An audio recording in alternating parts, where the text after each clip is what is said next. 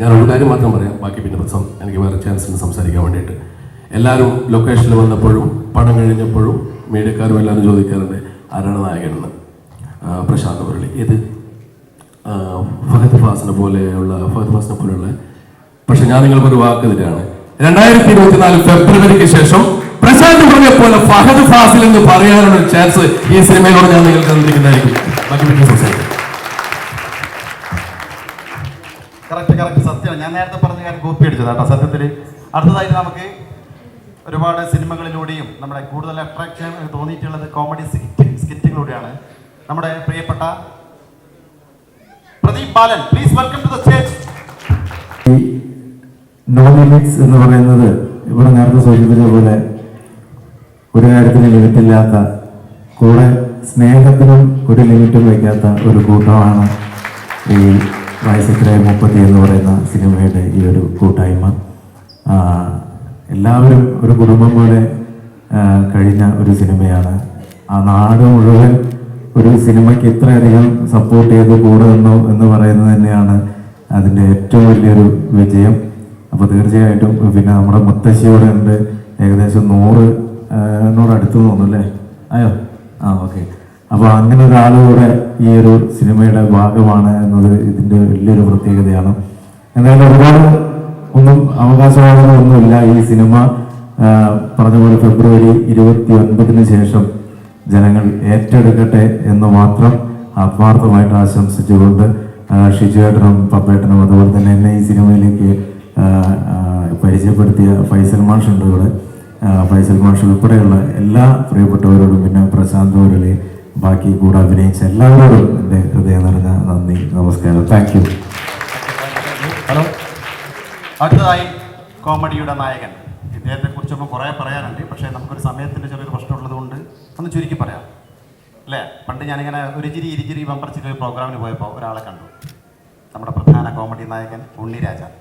വളരെ നിഷ്കളങ്കനും സൽസ്വഭാവി, എനിക്കറിയില്ല, നമുക്ക് പിന്നെ പറയാൻ വളരെ നിഷ്കളങ്കനായിരുന്നു. എൻ്റെ അടുത്ത് ഒരുപാട് പൊതുവേ നമ്മൾ സെലിബ്രിറ്റീസൊക്കെ കാണുമ്പോൾ അങ്ങോട്ട് പോയിട്ടാണ് സംസാരിക്കുക അല്ലേ.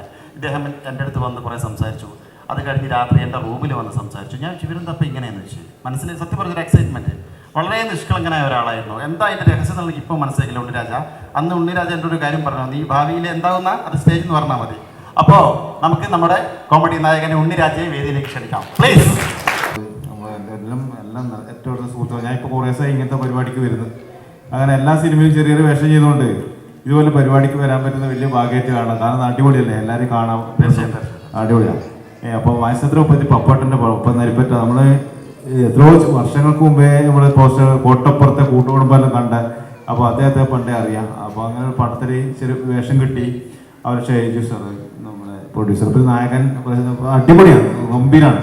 എല്ലാവരും നമ്മളെ പ്രിയപ്പെട്ട എല്ലാവരും, രമ്യായാലും പിന്നെ നമ്മുടെ ചിത്രയായാലും എല്ലാം സൗഹൃദമാണ്. പിന്നെ വടകരക്കാർ അല്ലേ, വീടിൻ്റെ അല്ലേ, പിന്നെ വടകരൻ്റെ ഒരു സ്നേഹം ഞാൻ മുമ്പേ അനുഭവിച്ചിട്ടുണ്ട്. ആ ഒരു നാടിൻ്റെ ഗ്രാമത്തിൻ്റെ പ്രത്യേകത അത് എപ്പോഴും ഉണ്ട്. ഇപ്പോൾ പടത്തിൻ്റെ സമയത്ത് ഇവരെല്ലാവരും പറഞ്ഞു കഴിഞ്ഞു. അതുപോലെ പടച്ച ശേഷം ഞാൻ ശേഷം അവിടെ പോയിട്ടുണ്ടായിരുന്നു. ഭയങ്കര ബന്ധങ്ങളും സ്നേഹങ്ങൾക്കും പ്രാധാന്യമില്ലാണ്. പിന്നെ പപ്പ സാറ് ഭയങ്കര രസകരമായി ചെയ്യുമായിരുന്നു. ഒരു സൈലൻ്റായിരുന്നു, എല്ലാം പറഞ്ഞ് മനസ്സിലാക്കി ചെയ്തൊരു ഏറ്റവും നല്ലൊരു ഡയറക്ടറാണ്. അപ്പം ഏതൊരു കാലഘട്ടത്തും അദ്ദേഹം സിനിമ ചെയ്തുകൊണ്ടിരിക്കുന്ന പുതിയ കാലഘട്ടത്തും ഒരു പുതിയ ട്രെൻഡിനോടൊപ്പം തന്നെ അദ്ദേഹം വളരെ നന്നായി സഞ്ചരിക്കുന്നതിൻ്റെ ഏറ്റവും പ്രത്യേകത എനിക്ക് തോന്നിയത്. കാരണം ഒരുപാട് വർഷങ്ങൾക്ക് മുമ്പേ ഓരോ 10-25 വർഷങ്ങൾക്ക് മുമ്പേ ഞാൻ ആ പടം കണ്ടിട്ടുണ്ടാവും. എനിക്ക് തോന്നുന്നു അന്നും അദ്ദേഹത്തിൻ്റെ ആ പടം നമ്മൾ പോസ്റ്റ് കാണുന്നത് നമ്മൾ ചെറുതാണ്. ഇന്ന് നമ്മൾ അദ്ദേഹത്തിൻ്റെ സിനിമയിൽ അഭിനയിക്കുന്നു പറയുന്നത് എന്നെ സംബന്ധിച്ച് വലിയൊരു ഇതായിട്ട് തോന്നുന്നു. അതുപോലെ ഞാൻ കമൽ സാറിൻ്റെ പടമെല്ലാം കണ്ട് വന്ന ഒരാളാണ്. അപ്പോൾ കമൽ സാറിൻ്റെ പടത്തിൽ 2 പടത്തിൽ ഞാൻ അഭിനയിക്കുന്നു നമ്മളെ സംബന്ധിച്ച് വലിയൊരു ബാക്കിയായിട്ടാണ് അങ്ങനെ കാണുന്നത്. നമ്മൾ പുതിയ യാത്രയിൽ ചെയ്യുന്നത് സിനിമ എന്ന് പറയുന്നത് കുഞ്ഞു കുഞ്ഞു വേഷങ്ങൾ ചെയ്തു. ഇത് നല്ല രസമായിട്ടുള്ള വേഷം ചെയ്തത് അടിപൊളിയാണ്. എന്തായാലും കൂടുതൽ പറഞ്ഞത് എന്തായാലും എല്ലാം ഗംഭീരമാണ്. ഇന്നത്തെ എല്ലാം പിന്നെ അഭിനയിക്കുന്നവരും എൻ്റെ യൂണിറ്റും ക്യാമറയും എല്ലാം അടിപൊളിയാണ്, എല്ലാം രസമാണ്. പിന്നെ പറഞ്ഞ പോലെ പ്രേക്ഷകൻ എങ്ങനെയാണ് സിനിമ ഒരു രീതിയിൽ എടുക്കുന്നത് എന്നതാണ്. നല്ല സിനിമയാവും, തിയേറ്ററിൽ ഭയങ്കര രസമായിട്ട് വരും. എൻ്റർടൈൻമെൻറ്റാണ്, ഫുൾ എൻ്റർടൈൻമെൻറ്റാണ്. എന്തായാലും സന്തോഷമുണ്ട്. ഇപ്പോൾ ഇവിടെ സ്നേഹം കാണാൻ പറ്റിയത് എല്ലാവരും പോലെ ഇങ്ങനെ കാണാൻ പറ്റും. ഈ സമയത്ത് എത്തിപ്പെടാൻ പറ്റിയത് ബാക്കിയായിട്ട് കാണുന്ന ഒരു സിനിമേൻ്റെ ഷൂട്ടിന് നമ്മളെ പഞ്ചായത്ത് ചെട്ടി നമ്മളെ മറിമാൻ ടീമിലെ സിനിമ ചെയ്തുകൊണ്ടിരിക്കുന്ന മറിമാൻ 2 കൂടി ചെയ്തുകൊണ്ടിരിക്കുകയാണ്. അപ്പൊ ഇങ്ങനെ എത്തിപ്പെടാൻ പറ്റിയത് ഭാഗ്യമാണ്. Thank you, Unniraja. ഏറെ സ്നേഹം കൂടുതൽ പറയുന്നത് അതാണ് സ്നേഹത്തോടെ. എന്തായാലും ഉണ്ണിരാജയുടെ പ്രസൻസ് തന്നെ പോകല്ല. ഒരു 5 മിനിറ്റ് കൂടെ നിന്നാൽ വലിയ ഉപകാരമായിരിക്കും. പ്ലീസ് 5 മിനിറ്റ് കൂടെ നിന്നാൽ വലിയ ഉപകാരമായിരിക്കും. ഉണ്ണിരാജയുടെ പ്രസൻസ് തന്നെയാണ് നമ്മളടുത്ത് നമ്മുടെ ക്യാരക്ടർ പോസ്റ്റ് റിലീസ് ചെയ്യുന്നത്. കലാഭവൻ സരിക നിങ്ങൾക്ക് പരിചയം ഉണ്ടാവുമല്ലോ. അത് അടഞ്ഞിരിക്കുകയാണ്. എനിക്ക് തോന്നുന്നു ഒരു 16-ാം തീയതി തൊട്ട് ഇന്നലെ വരെ ഫുൾ സ്റ്റേജ് ഷോ ആയിരുന്നു. അതുകൊണ്ട് തന്നെ ശബ്ദം ഭയങ്കര അടഞ്ഞിരിക്കുകയാണ്. എനിക്കിവിടെ വരുമ്പോൾ ഒരു വലിയ സസ്പെൻസ് പൊട്ടിക്കണം എന്നൊക്കെ ഉണ്ടായിരുന്നു. പക്ഷേ എംഇച്ചി അത് പൊട്ടിച്ച് കളഞ്ഞു. കാരണം എന്നെ സംബന്ധിച്ചിടത്തോളം ഞാൻ മിമിക്രിയിലൂടെയാണ് ഈ രംഗത്ത് വരുന്നത്, കലാഭവനിലൂടെയാണ്. എനിക്ക് തോന്നുന്നു ഒരു 18 വർഷമായിട്ട് എല്ലാ കോമഡി പ്രോഗ്രാമിലും ചെയ്യാൻ അവസരം ലഭിച്ചിട്ടുണ്ട്. പക്ഷേ ഇതുവരെ ഞാനൊരു സിനിമയിൽ അഭിനയിച്ചിട്ടില്ല. അത് പലർക്കും അറിയില്ലായിരുന്നു. എല്ലാവരും വിചാരം ടി വിയിൽ ഇങ്ങനെ സ്ഥിരം കാണുമ്പോൾ ഇവർ സിനിമയിലും ഉണ്ട് എന്നായിരുന്നു. അപ്പോൾ എന്തായാലും എനിക്ക് ഒരുപാട് സന്തോഷത്തോടും അഭിമാനത്തോടും കൂടി പറയാം, എൻ്റെ ആദ്യത്തെ പടം നമ്മുടെ ഷീചേട്ടൻ്റെ പടമാണ്. അതിലേക്ക് ഞാൻ വരാൻ കാരണം എൻ്റെ ഹസ്ബൻഡ് ഈ പറഞ്ഞതുപോലെ തന്നെ ദിലീപ് തന്നെ ഡയറക്ടറും സ്ക്രിപ്റ്റ് റൈറ്ററുമാണ്. അദ്ദേഹത്തിൻ്റെ പടത്തിൽ പോലും ഞാൻ അഭിനയിച്ചിട്ടില്ല. പക്ഷേ അദ്ദേഹത്തിൻ്റെ അസോസിയേറ്റ് ജയേന്ദ്ര ശർമ്മയായിരുന്നു, ഷീചേട്ടൻ്റെ ഒരു ഫ്രണ്ടായിരുന്നു. അപ്പോൾ അങ്ങനെയാണ് ഞാൻ അതിലേക്ക് വരുന്നത്. അപ്പോൾ ഈ ഒരു അവസരത്തിൽ ഞാൻ ജയേന്ദ്ര ശർമ്മയെ ഓർക്കുകയാണ്. പിന്നെന്താ പറഞ്ഞാൽ ഒരുപാട് സന്തോഷമുണ്ട്. ഇനിയും എന്താ പറയുക, ഞാൻ ഇനി പണ്ടൊക്കെ എന്ന് വെച്ചാൽ എനിക്കിപ്പോഴും ഭയങ്കരമായിട്ട് സ്റ്റേജ് ഷോ ചെയ്യാനാണ് താല്പര്യം. പറഞ്ഞ പോലെ മിമിക്രി ആയിട്ടും പാട്ടായിട്ടും ഡാൻസായിട്ടും എനിക്ക് അത് ചെയ്യാനായിരുന്നു കൂടുതൽ ഇൻട്രസ്റ്റ്. അതുകൊണ്ടാണ് ഞാൻ സിനിമയിലേക്ക് എനിക്ക് അത്ര വലിയ ഇൻട്രസ്റ്റ്. ഞാനൊരു സ്റ്റേജ് പെർഫോമറാണ്.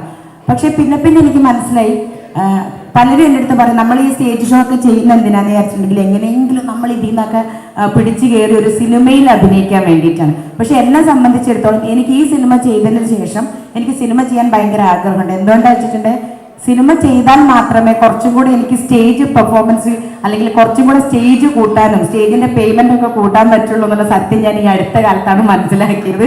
അതുകൊണ്ട് തന്നെ ഈ ഒരു പടത്തിന് ശേഷം എന്തായാലും എനിക്ക് ഒരുപാട് സ്റ്റേജ് ഷോ കിട്ടണം എന്നാണ് ഞാൻ ആഗ്രഹിക്കുന്നത്.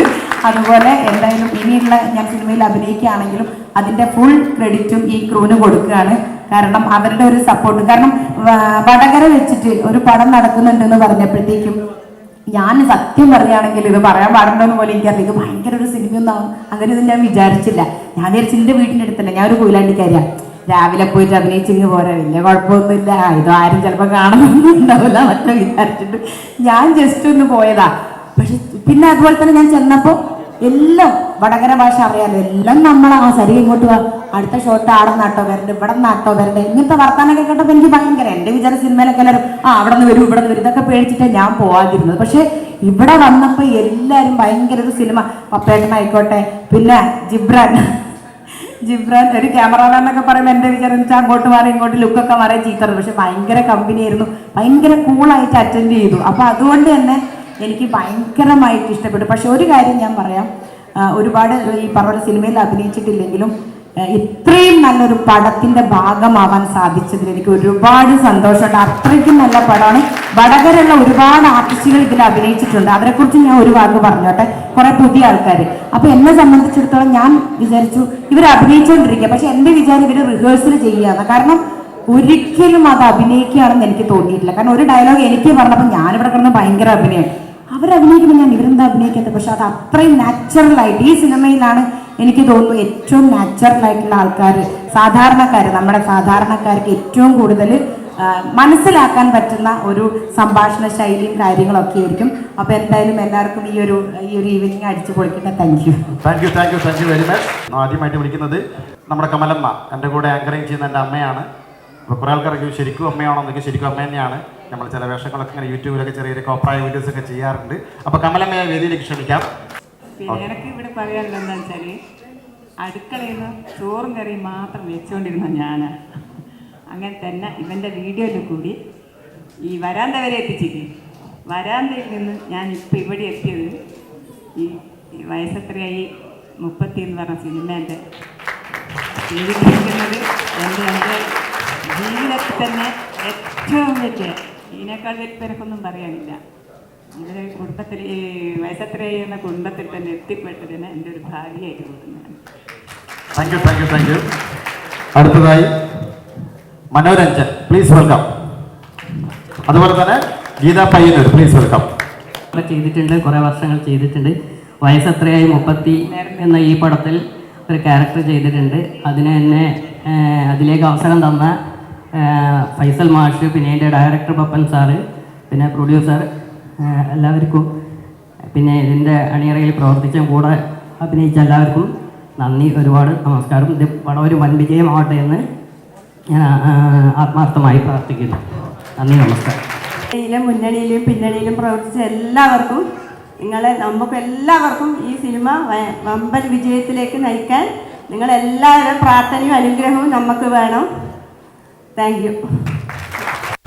സത്യത്തിൽ കുറേ ആൾക്കാരുടെ പേരൊക്കെ തന്നിട്ടുണ്ട്. നമുക്ക് സമയത്തിൻ്റെ ഒരു പ്രശ്നം ഉണ്ട്. അപ്പോൾ അതുകൊണ്ട് തന്നെ എല്ലാ രീതിയിലും ഞങ്ങളുടെ സിനിമയോട് സഹകരിച്ചതും അതുപോലെ തന്നെ ഒരുപാട് അഭിനയിച്ച ആൾക്കാർ നമ്മുടെ കൂട്ടത്തിലുണ്ട്. നമുക്ക് ഈ സിനിമയുടെ ഒരു പ്രത്യേകത, അതായത് 5 മാസം പ്രായമുള്ള കുട്ടി, ഇരട്ട കുട്ടികൾ, അതുപോലെ തന്നെ 100 വയസ്സുള്ള പ്രായമുള്ള ആളുകൾ അഭിനയിച്ചിട്ടുണ്ട്. അവരെയൊക്കെ ഒന്ന് കാണണ്ടേ? എന്താ ഒരു എനർജി പോലല്ലേ? പ്ലീസ്, എവിടെ നമ്മളെ മുത്തശ്ശി? Please welcome to the stage. മുത്തശ്ശിന്റെ പീപ്പറ്റി ഉണ്ടോ?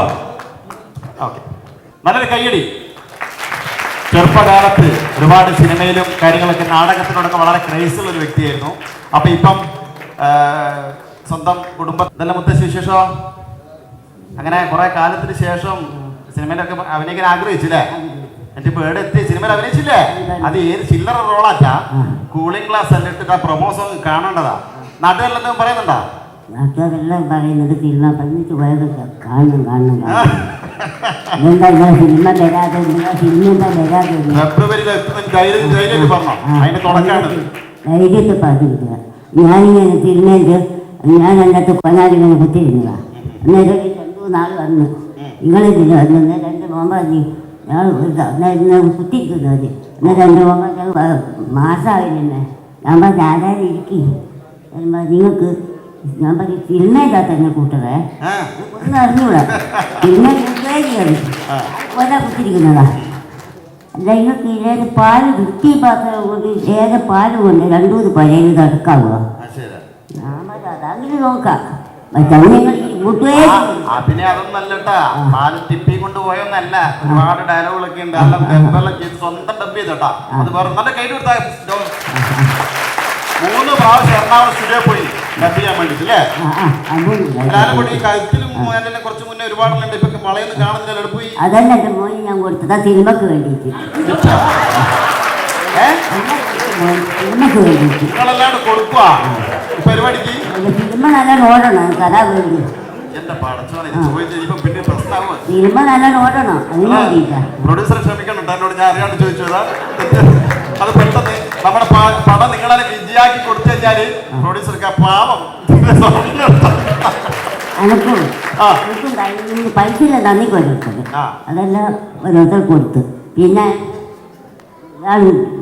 കൈ കിട്ടുന്ന പൈസ എല്ലാം കൊടുക്കല് അത് മക്കൾ കൊടുത്തിക്ക്. പിന്നെ എനിക്ക് പൈസ കിട്ടിയത് നായകൻ ഇയാള് പ്രസാദ് മുരളി തന്നിക്കനക്ക് അത് ഞാനവിടെ കൊണ്ടുവച്ചിട്ടുണ്ട്. ടിക്കറ്റ് എടുത്തിട്ട് സിനിമ കാണണം.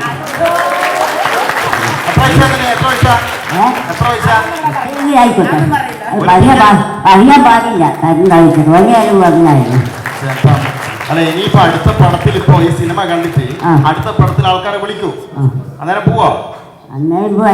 എന്റെ മോന്റെ സിനിമ എല്ലാം ഉണ്ടെങ്കിൽ അതും കഴിഞ്ഞാൽ ഞാൻ പോകും. എല്ലാം സ്വന്തം കുടുംബത്തിൽ തന്നെ വരണം അല്ലേ? അപ്പൊ പുറത്തുപോയി പൈസ കിട്ടും, അതായിരിക്കും കൊടുക്കൂ. അതും മക്കൾക്ക് കൊടുക്കും, എന്റെ മോനെയും കൊടുക്കും. എല്ലാ കുടുംബം നാട്ടുകാർക്ക് എന്തെങ്കിലും ചെയ്തു നടക്കല്ലോ. എല്ലാ കുടുംബത്തിലേക്കാ? കുടുംബത്തിൽ ഒരു വകയിലേക്ക് ഞാനിവിടെ വന്ന് ആള് വിചാരിച്ച പോലെ കേട്ടോ. ചെറുപ്പത്തിൽ തന്നെ ഒരുപാട് അധ്വാനിച്ച് സ്വന്തം കുടുംബത്തിന് വേണ്ടിയിട്ട്, എത്ര മക്കളുണ്ടെന്ന് എനിക്ക് പ്രോപ്പറായിട്ട് അറിയില്ല, ഓരോ മക്കൾക്കും വീടും സ്ഥലവും ഇതെല്ലാം ആക്കി കൊടുത്ത ആളാണ്. ചെറിയ പുള്ളിയല്ല കേട്ടോ, സ്വന്തമായിട്ട് അധ്വാനിച്ചു. നല്ലൊരു കേട്ട് കൊടുത്തേ. നമ്മൾ പണ്ട് കേൾക്കാറുണ്ട് ചെറുപ്പകാലങ്ങളിൽ ദൈവം നമുക്ക് കഷ്ടപ്പെടാനുള്ള പലതിനും. സത്യത്തിൽ മുത്തശ്ശിക്ക് ഇപ്പം വളരെ ഹാപ്പിയാണ്. ഞാൻ 2-3 പ്രാവശ്യം മുത്തശ്ശിനെയും കൊണ്ട് എറണാകുളത്തൊക്കെ വരേണ്ട ഒരു ഭാഗ്യമൊക്കെ ഉണ്ടായിട്ട് ഞങ്ങൾ ഒരുപാട് വീഡിയോസൊക്കെ ചെയ്തിട്ടുണ്ട്. അപ്പോൾ മുത്തശ്ശിയൊക്കെ ഭയങ്കര ഫ്രണ്ട്ലിയാണ്. അതുകൊണ്ടാണ് ഞാൻ ഇങ്ങനത്തെ ടോക്ക് ചെയ്തത്. ഇത് ഞാൻ ഇങ്ങനത്തെ ചോദ്യങ്ങൾ ചോദിച്ചാൽ തെറ്റിദ്ധരിക്കുന്നു വേണ്ട. ഞങ്ങളെല്ലാവരും ഇപ്പം ഞങ്ങളെ പ്രൊഡ്യൂസറാണെങ്കിലും ശരി, ഇപ്പം മോനെ കൊണ്ട് പണയം വെച്ചിട്ടുണ്ട് മിറ്റിന് സ്വർണ്ണത്. അത് വലിയ പ്രശ്നമൊന്നുമല്ല. അത് മുപ്പത് മനസ്സിലാക്കുമെന്ന് ഞാൻ വിചാരിക്കുന്നത്. അപ്പം മുത്തശ്ശിക്ക് നല്ലൊരു കയ്യടി കൊടുത്ത് നിങ്ങൾ. നമുക്ക് കുറച്ച് കഴിഞ്ഞിട്ട് ടിക്കറ്റ് എടുക്കണം. അപ്പോൾ ആദ്യം ടിക്കറ്റ് വിൽപ്പന മുത്തശ്ശിയാണ്. ഞാൻ വിളിക്കും. ഇപ്പം ചെയ്യണ്ടല്ലോ, ഇപ്പം ചെയ്യണം. ഇപ്പം തന്നെ ചെയ്യണം അല്ലേ? എന്നാൽ പിന്നെ രാഗം തിയേറ്ററിൻ്റെ owner Sunil please welcome to the stage. എല്ലാവർക്കും നമസ്കാരം. ഞാൻ സത്യം പറഞ്ഞ ഈ ഗ്രൂപ്പിന് ഇവരുടെ പുതിയ രീതിയിലുള്ള, അതായത് ഒരു മാർക്കറ്റിങ്ങിൻ്റെ ഒരു സ്പെഷ്യൽ സ്ട്രാറ്റജി ഇവർ കീപ്പ് ചെയ്യും. സിനിമയുടെ മാർക്കറ്റിംഗ് പോവാറ്, പക്ഷേ ഒരാളെ ഇൻവൈറ്റ് ചെയ്യുന്നതും മുതൽ അത് ജനങ്ങളിലേക്ക് എത്തിക്കുന്നതിന് വരെ ഇവരുടെ ഒരു ടീം വർക്കും ഇവർ ടീമായിട്ട്. അപ്പം തന്നെ ഞാൻ വിചാരിച്ചു ഈ സംഭവങ്ങളൊക്കെ ചെയ്യുന്ന ആരൊക്കെയാണാവോ ഒന്ന് സെപ്പറേറ്റ് പരിചയപ്പെടണം.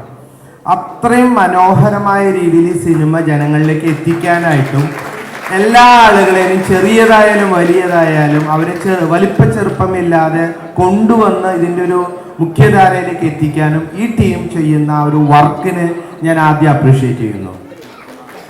അതുപോലെ തന്നെ ഇവരുടെ ആ ഒരു മാർക്കറ്റിംഗ് സ്ട്രാറ്റജി ഇപ്പോൾ തന്നെ നമ്മൾ ഇതിൽ നോക്കുമ്പോൾ തന്നെ നമുക്കറിയാം. ഇത് കാണുമ്പോൾ നമുക്ക് സിനിമയിൽ എന്താണ് ഉള്ളത് എന്ന് കാണാനുള്ള വളരെ ഒരു ആകാംക്ഷ എല്ലാവർക്കും ഉണ്ടാവുന്നതാണ് എൻ്റെ ഒരു വിശ്വാസം. ഞാനിത് നോക്കുമ്പോൾ വിചാരിച്ചു ഇത് നല്ലൊരു പടമാണല്ലോ, ഇത് നല്ല രീതിയിൽ ഇതിൻ്റെ ഡിസൈൻ ചെയ്തിട്ടുണ്ടല്ലോ. അപ്പോൾ ഇതിൻ്റെ ഡിസൈനിങ്, അതുപോലെ ഓരോ ആളുകളെയും ഇതിൽ പ്രസൻറ്റ് ചെയ്യുന്ന രീതി എല്ലാം ഒരു എന്താ പറയുക, ഞാനൊരു പ്രൊഡ്യൂസറാണ്. അതിൻ്റെ മാർക്കറ്റിങ്ങിനെ പറ്റി ഞാൻ എപ്പോഴും സ്റ്റഡി ചെയ്തുകൊണ്ടിരിക്കാൻ ശ്രമിക്കും. എൻ്റെ അടുത്ത പടങ്ങളിൽ എങ്ങനെ ജനങ്ങളിലേക്ക് എത്തിക്കണം എന്നുള്ളത് അത് ഇവർ വളരെ മാതൃകാപരമായിട്ട് ചെയ്തിട്ടുണ്ട്. അതുപോലെ തന്നെ ആയിരിക്കും സിനിമയിലും ഇവർ അവലംബിച്ചിട്ടുണ്ടാവുക എന്ന് നമുക്ക് വിശ്വസിക്കാം. അപ്പോൾ തീർച്ചയായിട്ടും ഈ സിനിമ ഒരു വൻ വിജയമാവട്ടെ എന്ന് നിങ്ങളോടൊപ്പം ഞാനും പ്രാർത്ഥിക്കുന്നു. നന്ദി, നമസ്കാരം. ഹലോ. അപ്പം നമുക്ക് ആദ്യ ടിക്കറ്റ് വിൽപ്പന മുത്തശ്ശി തന്നെ ആ കൊടുത്ത 500 ഉണ്ടല്ലോ, 500 എത്ര പൈസ എന്ന് പറഞ്ഞ് പറയോ? എത്ര കയ്യിലുള്ളത്? പ്ലീസ്. തിയേറ്റർ കൊടുക്കാന്ന് പറഞ്ഞു. 500 തിയേറ്ററിൽ കൊടുക്കാം. തിയേറ്ററിൻ്റെ ആൾ ഡയറക്റ്റ് ഇങ്ങോട്ടേക്ക് വന്നിട്ടുണ്ട്. മുത്തശ്ശി നിന്നോ പൈസ കൊടുക്കാം.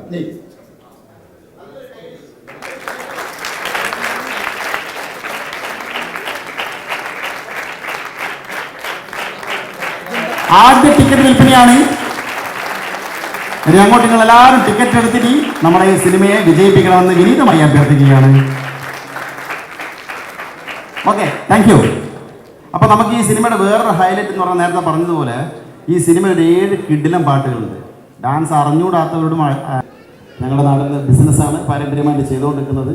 ഞങ്ങൾ ഓർക്കാട്ടേരിയിലുള്ള വടകരത്തിൻ്റെ ഓർക്കാട്ടേരിയിലുള്ള ഐശ്വര്യ ടെക്സ്റ്റൈൽസിൻ്റെ ഓണറാണ്. ഒരുപാട് കാലങ്ങളായിട്ടുള്ള പാരമ്പര്യമായിട്ടുള്ള ബിസിനസ്സാണ് അല്ലേ ഗോപാലേട്ടൻ? അല്ല, ഗോപാലേട്ടൻ തുടങ്ങി ഇപ്പം മകൻ നോക്കി നടത്തുന്നു. അപ്പോൾ ഗോപാലേട്ടനോട് 2 വാക്ക് സംസാരിക്കും.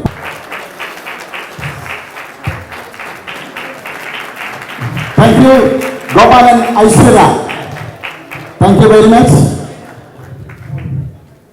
Okay, thank U. അപ്പോൾ 2 വാക്ക് സംസാരിക്കാം. ഷിബു സുമാരെ സംസാരിച്ച ശേഷം ഗോപാലേട്ടൻ സംസാരിക്കുന്നതായിരിക്കും. പ്ലീസ്. നമസ്കാരം. അവിടെ എല്ലാവരും ഒന്ന് കൊടുക്കണം. എനിക്കുള്ള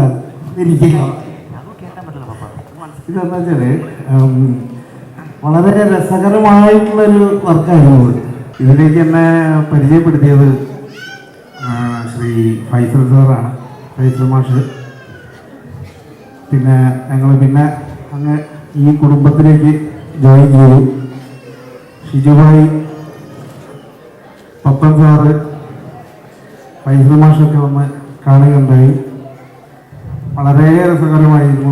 വേറൊരു തമാശ എന്താ വെച്ചാൽ സാധാരണ ഒരു പ്രൊജക്റ്റ് വരുമ്പോൾ ഭയങ്കര സീരിയസ് ആയിട്ട് ഇരിക്കേണ്ട സമയത്ത് ഞാനിതിൻ്റെ ഒരു സ്ട്രെസ്സും അറിഞ്ഞിട്ടില്ലാത്തൊരു പ്രൊജക്റ്റാണത്. ഭയങ്കരമായിട്ട് രസകരമായിട്ട് അത്. പിന്നെ കൈതപ്പ സാറ് തിരുമേനിയുടെ കൂടെ വരികളൊക്കെ എഴുതാനൊക്കെ ആണെങ്കിലും കമ്പോസിങ് വേളയിലാണെങ്കിലും എല്ലാവരും ഭയങ്കര എനർജിയും. ഷിജുബായിയുടെ എനർജി എന്ന് പറയുന്നത് ഒന്നും നമുക്ക് ഇത് വേറെ താരതമ്യപ്പെടുത്താൻ പറ്റാത്ത അത്രയും അതല്ല. ഞാൻ ബുദ്ധിമുട്ടില്ല കേട്ടോ. അടിപൊളിയായിരുന്നു. അതിലിപ്പോൾ 4-5 സോങ് ചെയ്തിട്ടുണ്ട്. വിനീതേട്ടൻ, എൻ്റെ സഹോദരൻ സജീർക്കൊപ്പം Binu Sarigama, please welcome to the stage. Okay, അപ്പോൾ നമുക്ക് ചടങ്ങിലേക്ക് കിടക്കാം. ഓഡിയോ ലോഞ്ചിനുള്ള സീഡി വന്നു. ഈ മ്യൂസിക്കായിട്ട് ബന്ധപ്പെട്ട എല്ലാവരും ഞാൻ വേദിയിലേക്ക് ക്ഷണിക്കാൻ ആഗ്രഹിക്കുന്നു. കാരണം ഈ മ്യൂസിക്, ഈ പാട്ട് മാത്രമല്ല, ഈ സിനിമയിലെ എല്ലാ പാട്ടുകളും ബാക്ക്ഗ്രൗണ്ട് മ്യൂസിക് ഒരു വലിയ താരനിരയുണ്ട് ഈ മ്യൂസിക് പിന്നിൽ. ജോസഫ് ചേട്ടൻ ബാക്ക്ഗ്രൗണ്ട് മ്യൂസിക്, ടൈറ്റിൽ മ്യൂസിക് ചെയ്ത സൺഫീവർ, hero Prashanth Murali, music back ചെയ്തിരിക്കുന്നത് സരിഗമയാണ്. അനുരാഗ് പ്രൊമോ സോങ്, നിങ്ങളുടെ ഓൾറെഡി എത്തിപ്പെട്ട പ്രൊമോ സോങ് വയസ്സത്ര എന്ന പ്രൊമോ സോങ് അനുരാഗ്, അത് പാടിയ MC കൂപ്പർ. ബാക്ക്ഗ്രൗണ്ട് സ്കോർ ചെയ്ത ആളുകളുടെ ദേവിയുടെ സ്റ്റേജിലേക്ക് കയറുന്നതാണ്. സൻഫി ഭായ് പ്രോഗ്രാമർ, ബാക്ക്ഗ്രൗണ്ട് മ്യൂസിക് ചെയ്ത ഇവിടെ ഉണ്ടെങ്കിൽ വേദി ഞാൻ വരാൻ ആഗ്രഹിക്കുന്നു.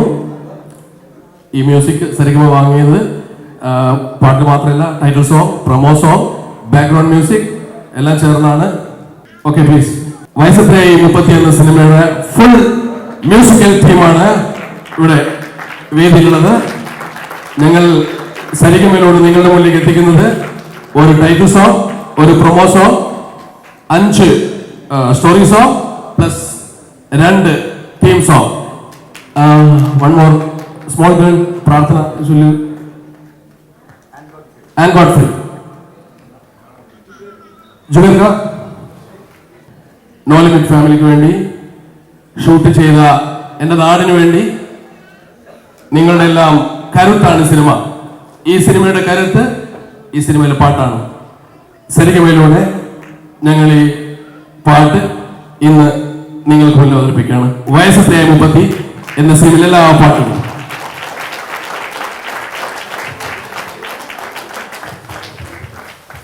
നല്ലൊരു കൈയ്യടി പ്ലീസ്.